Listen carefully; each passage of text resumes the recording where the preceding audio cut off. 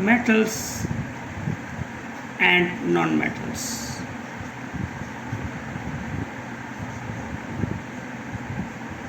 Non-metals,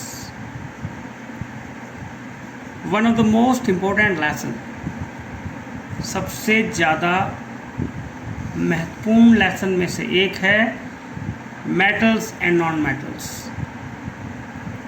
इसको हम कहाँ से शुरू करते हैं? हम पिछले साल से शुरू करते हैं, 9th क्लास से। Matter, anything which occupies space and has mass is known as matter. Matter को हमने पढ़ा था, it can be classified into two types, pure and mixture.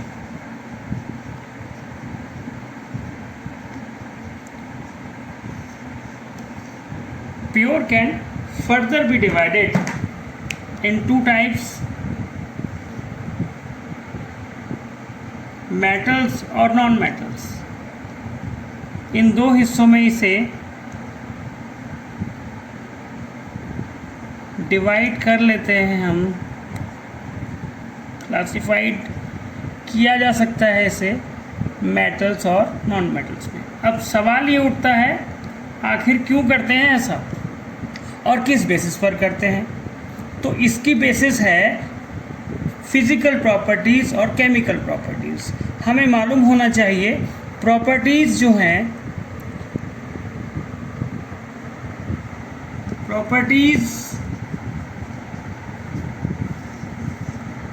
को दो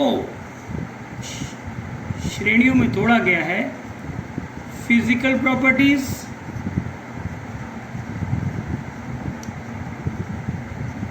और दूसरा है केमिकल प्रॉपर्टीज। ये बात यहाँ हमें आ जाए तो ज़्यादा अच्छा रहेगा, क्योंकि ना फिर वो साइंस में याद करने का कुछ स्कोप है ही नहीं ना। याद क्या करना पड़ता है? कुछ नहीं। कौन कौन सी प्रॉपर्टीज़ हमारी फिजिकल प्रॉपर्टीज़ हैं? स्टेट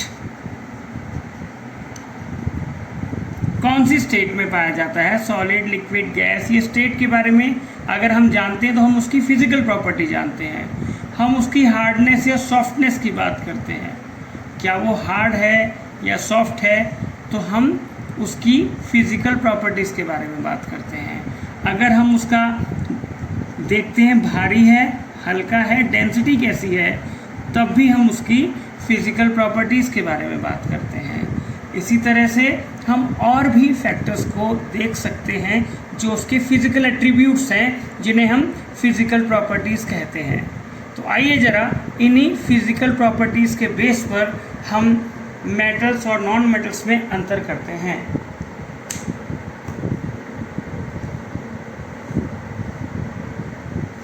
यहाँ पर मैं फिजिकल प्रॉपर्टीज़ लिख देता हूँ। फिजिकल प्रॉपर्टीज़, सबसे पहले जो हम लेते हैं वो लेते हैं किस तरह की सरफेस है।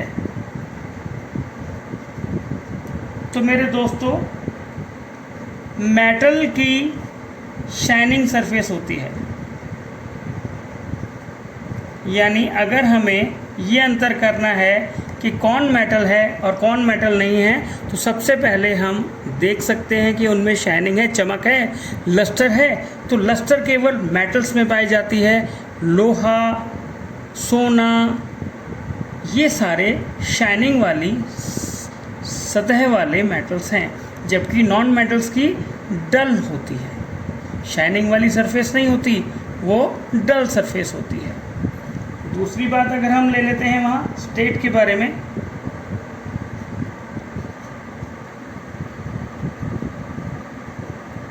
तो मेरे दोस्तों, मेटल्स मोस्टली सॉलिड होते हैं। ज़्यादातर मेटल्स जो हैं वो सॉलिड फॉर्म में पाए जाते हैं, ये सॉलिड्स होते हैं। लेकिन अगर हम नॉन मेटल की बात करते हैं तो नॉन मेटल हमें या तो सॉलिड पाए जाते हैं या फिर गैस। सॉलिड्स या गैसियस फॉर्म में पाए जाते हैं। इनके एक्सेप्शंस भी हैं, एक्सेप्शंस के बारे में हम यहाँ बात करेंगे।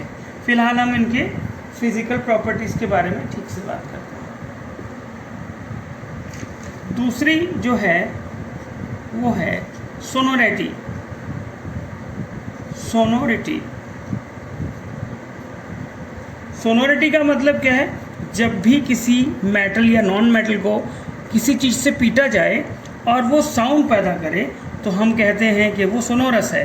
तो मेरे दोस्तों, मेटल के केस में हमें मालूम होना चाहिए सारे मेटल सोनोरस होते हैं। इसीलिए स्कूल बेल्स को हम स्कूल में जो आपने स्कूल बेल्स देखी होंगी उन्हें हम मेटल का बनाते हैं। ऑन द अदर हैंड अगर हम बात करें तो नॉन मेटल जो होते हैं वो नॉन सोनोरस होते हैं, वो उतने ज़्यादा सोनोरस नहीं होते, आवाज़ वहाँ नहीं निकालते। तीसरी बात इसमें हम ले लेते हैं, बहुत इम्पोर्टेंट है, मैलिएबिलिटी। मैलिएबिलिटी से क्या मतलब है आपका? Malleability is the ability, malleability एक ऐसा गुण या एक ऐसी प्रॉपर्टी होती है जिसके कारण किसी भी मेटल को हैमरिंग करके पीट कर उसे पतली शीट्स में चेंज किया जा सकता है। तो मैं इसे बोलता हूँ the ability of metals to be changed into the thin sheets is known as malleability. शायद आपको समझ में आ गया होगा। तो मेटल्स आर मैलिएबल, सारे मेटल्स मैलिएबल होते हैं और मैलिएबल होने की वजह से हम क्या देखते हैं? हम देखते हैं कि सोने और चांदी से जेवर बनाए जाते हैं और उनके जेवर बनने के लिए, पतली शीट्स बनने के लिए, वर्क बनने के लिए हमें मेटल का ये गुण बहुत काम आता है। जबकि दूसरी ओर देखें तो अगर हम नॉन मेटल को पीटेंगे तो वो मैलिएबल ना होकर ब्रिटल होते हैं और ब्रिटल होने की वजह से वो चूर चूर हो जाते हैं, पतली शीट्स में बदले जाने की बजाय वो चूर चूर हो जाते हैं, जैसे कांच, ग्लास। डक्टिलिटी भी एक ऐसी ही चीज़ है। डक्टिलिटी क्या चीज़ है? Ductility is the ability of metals to be drawn into thin wires. ये वाली एबिलिटी नॉन मेटल्स में नहीं होती, सारे मेटल्स डक्टाइल होते हैं।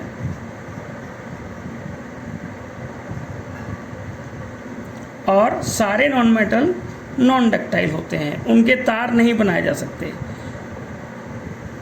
तो हमने देखा कि मेटल्स के अंदर बहुत सारे गुण जो फिज़िकल प्रॉपर्टीज़ के रूप में जाने जाते हैं, एक आम आदमी भी पहचान सकता है। अगर कोई आदमी देखे कि मेटल जो है कौन है जिसकी पास शाइनिंग हो, जो सॉलिड स्टेट्स में पाया जाता हो, जिसे पीटने पर आवाज़ पैदा करे, सोनोरस हो, जिसे पतली शीट्स में बदला जा सके और जो तार के रूप में भी परिवर्तित किया जा सके। तो ये सारी विशेषताएं रखने वाले हमारे मेटल्स होते हैं। अब एक और ख़ास बात, जो भी मेटल्स होते हैं वो हीट के और दूसरा इलेक्ट्रिसिटी के बहुत अच्छे चालक होते हैं।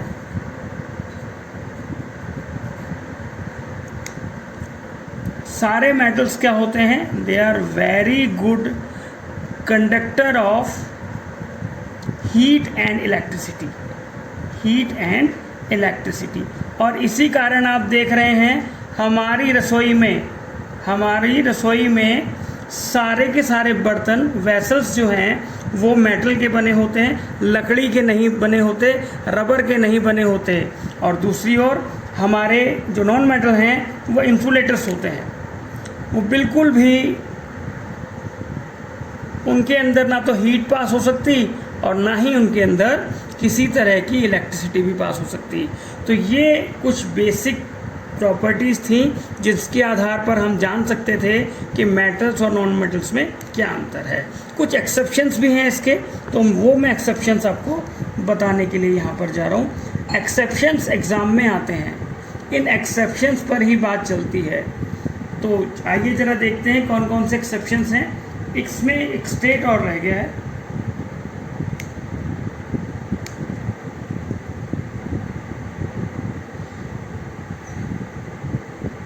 metals are hard and have high melting point. High melting point. ये उतने हार्ड नहीं होते, comparatively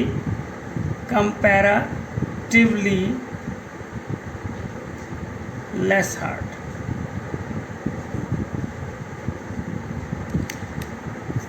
अब सारे मेटल्स हार्ड बता रहे हैं आप?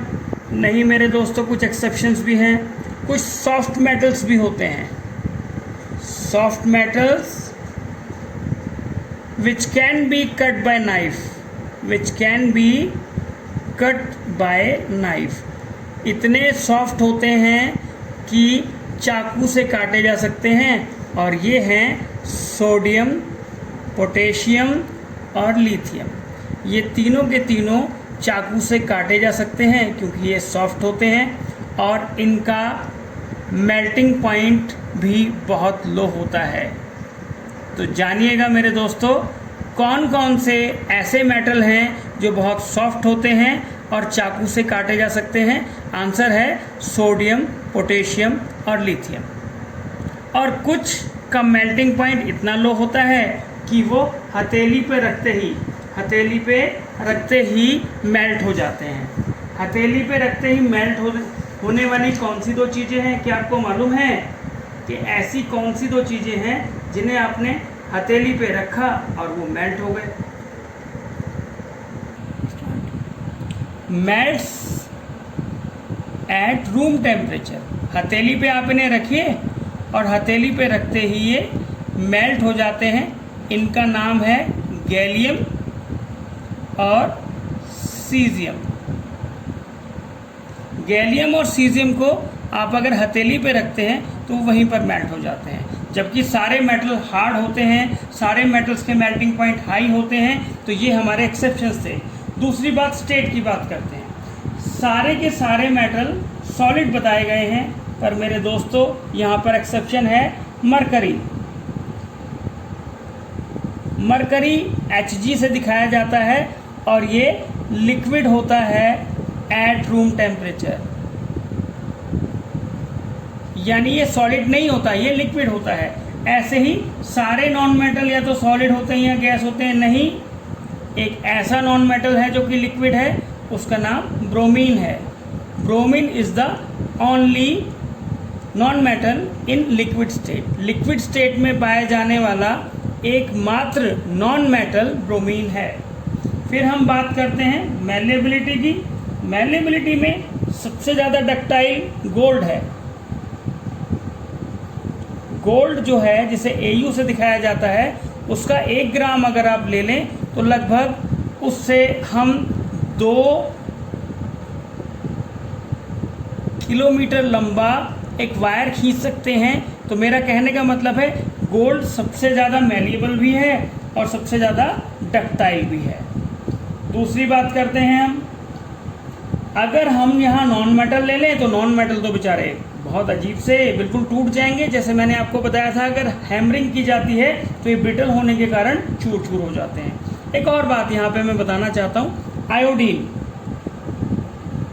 एक ऐसा नॉन मेटल है जिसके पास शाइनिंग सरफेस है. तो आयोडीन इज लस्टेरियस नॉन मेटल. सारे नॉन मेटल डल होते हैं, सारे नॉन मेटल्स डल होते हैं, लेकिन आयोडीन एक ऐसा एक्सेप्शन है कि वहाँ शाइनिंग पाई जाती है. एक और बात हम यहाँ पर आते हैं, सबसे आखिरी बात जो मैंने बोली थी, सारे नॉन मेटल इंसुलेटर हैं. नहीं भाई, graphite is the form of the C यानी सी का मतलब है कार्बन, एक ऐसा रूप कार्बन का जो कि इलेक्ट्रिसिटी अपने अंदर से पास होने देता है. तो ये एक बहुत अच्छा सुचालक है इलेक्ट्रिसिटी का. ये भी एक एक्सेप्शन है. कार्बन की एक और फॉर्म होती है डायमंड. डायमंड सबसे हार्डेस्ट सब्सटेंस है. तो डायमंड जो है वो नॉन मेटल होने पर भी हार्डेस्ट है और उसका हाई मेल्टिंग पॉइंट है, हाईएस्ट मेल्टिंग पॉइंट कह सकते हैं हम.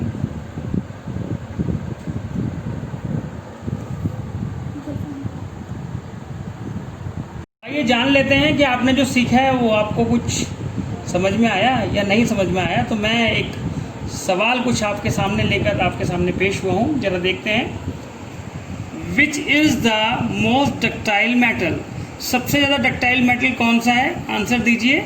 यस, बिल्कुल सही बताया आपने, गोल्ड।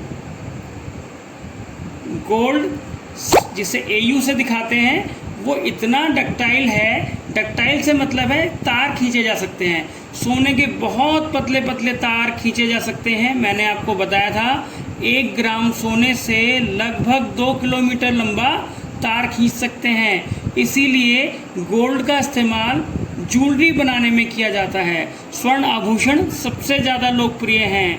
महिलाओं को 2 ही चीज़ों से प्यार है, सोना और हीरा। कहने को जो मर्जी कहते रहिए, लेकिन अब हम आते हैं दूसरे क्वेश्चन पर। Which metals are the best conductor of heat, तो कौन कौन से ऐसे मेटल हैं जो हीट के बहुत अच्छे